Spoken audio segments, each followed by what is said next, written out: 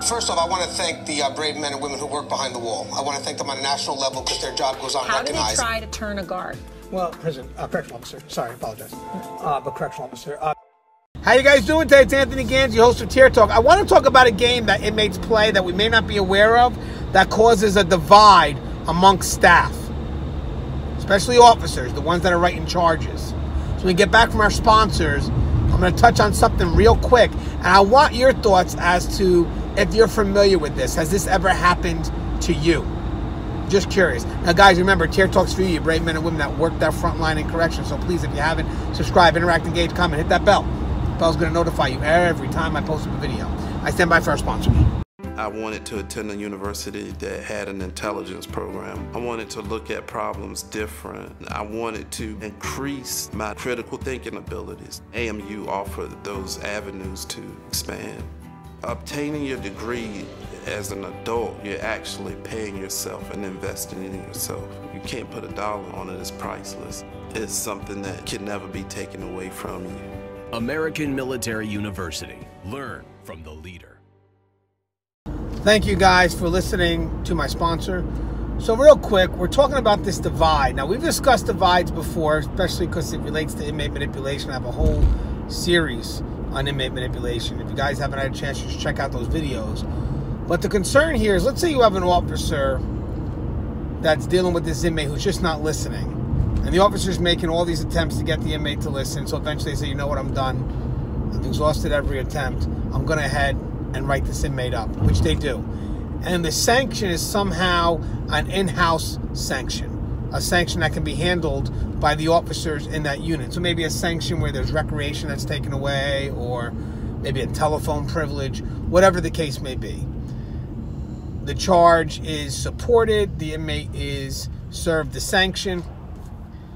Now let's say the officer leaves the post for whatever reason, whether it's a break or whether they come back to the shift the next day. They find that the inmate who was given the sanction is either, in this case here, let's say on the phone or in rec. And they approach the inmate and they say, hey, what's going on? You were given a sanction. Why are you out here? And the inmate's quick to say, well, the officer on the prior shift or the officer that's relieving you decided to give me a little break. This is a divide, because now the officer who wrote the charge, he may go to that officer a little upset, not really understanding the circumstances of why this inmate was written up, and they'll say, hey, what's going on? Officer may say, well, you know what, he was in the unit all day, he was all right by me, I gave him a chance to go out of the unit, or he said he couldn't make a phone call, he hadn't made a phone call in a few days, since he didn't bother me all day, I gave him the phone call. Now, the problem here is that even though you want to give that officer discretion to run the unit, you've given the unit over to him, there is that part of consistency between the shifts or between each other that needs to be respected.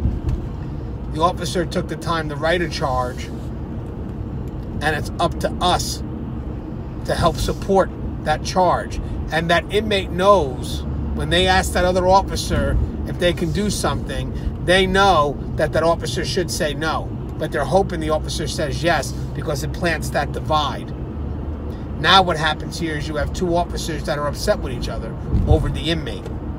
One officer is hoping that the sanction should have been played out, the inmate should be on that sanction, and the other officer let him go, and the inmate the whole time is just sitting there smiling because the divide is there. So again, what I would hope for, and I don't know if this ever happened to you, but let me know.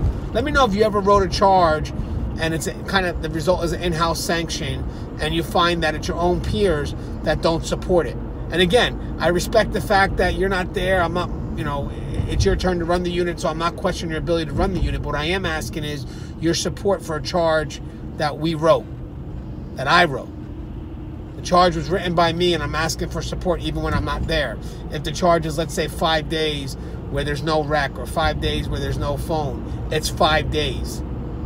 Not only on my shift, but on every shift. And the inmates know that. And what they do is they wait for the other officer to come in, and they'll ask that officer. So technically, let's say you're a first shift officer.